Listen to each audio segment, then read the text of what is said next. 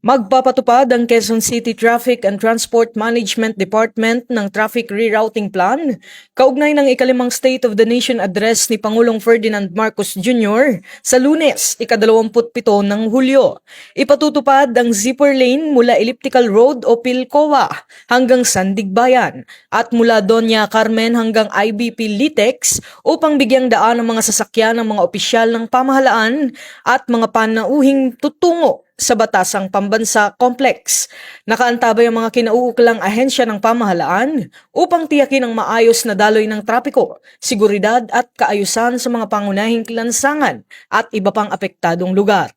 Samantala, mahigpit ding nakikipag-ugnayan at nakaantabay ang Philippine National Police upang mapanatili ang kapayapaan at kaayusan, gayon din ang kaligtasan ng publiko sa buong panahon ng pagdaraos ng SONA. Dahil sa inaasahang mabigat na trapiko sa Commonwealth Avenue at mga karatig na kalsada ng Batasang Pambansa Complex, hinihikayat ang mga motorista na gumamit ng mga alternatibong ruta, maglaan ng karagdagang oras sa biyahe at sundin ang mga traffic advisory at mga otoridad na nakadeploy sa lugar. Maging maingat sa pagmamaneho at manatiling nakaantabay sa Police Use Network para sa mga pinakabagong update sa sitwasyon ng trapiko at seguridad.